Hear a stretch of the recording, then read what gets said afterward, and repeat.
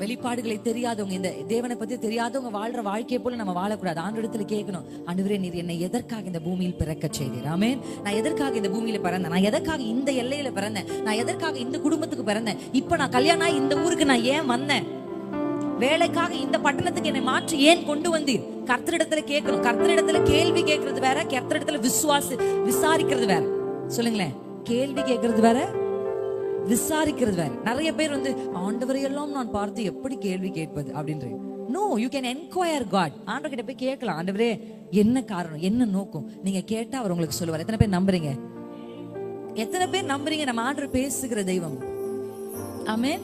அந்த நம்பிக்கை உங்களுக்கு இருக்கு. அவர் பேசுறதை நீங்க கேட்டிருக்கீங்களா? எத்தனை பேருக்கு அந்த அனுபவம் இருக்கிறது? வந்து பார் அப்படின்னு நத்தானியேல பிலிப்பு கூப்பிடும் போது பிலிப்பு இயேசுவை பார்த்தார். அல்லேலூயா. Only if you experience Jesus you can invite people. அனுபவிக்காமல் நம்மளால ஒன்றையுமே மற்றவங்களுக்கு சொல்ல முடியாது. நமக்கு தெரியும், ஒரு கார் வாங்கி நம்ம ஒரு கார் வச்சிருந்தா இந்த கார் இப்படி மைலேஜ் கொடுக்குது, இப்படி ஆகுது அப்படின்னு நீங்க சொல்லுவீங்க. ஆமா தானே? அப்ப அந்த அனுபவம் உங்களுக்கு மற்றவர்களுக்கு இன்னைக்கு இயேசுவை பத்தி நிறைய பேருக்கு தைரியமா சொல்ல முடியல, சுவிசேஷத்தை அறிவிக்க முடியல. அந்த இயலாமைக்கான காரணம் என்ன தெரியுமா?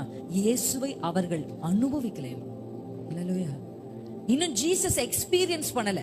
நிறைய பேர் காலையில பிரசங்கத்துல உங்களுக்கு தெரிஞ்சிருக்கும், நிறைய பேர் இயேசுவை ஏதோ பெற்றுக்கொள்றதுக்கு, அவர் நமக்கு ஏதோ ஒன்று கொடுத்துட்டே இருக்கிறதுக்காக தான் அவர் இருக்கிறார். அவர்கிட்ட நம்ம வாங்க. நானும் ஜீசஸ் சின்ன வயசுல யார் இயேசுன்னு எனக்கு கேட்டா எனக்கு என்ன, நான் என்ன நினைச்சுப்பேன்னா, நம்ம போய் ஆண்டவர்கிட்ட கேட்கணும், அவர் நமக்கு கொடுப்பார்.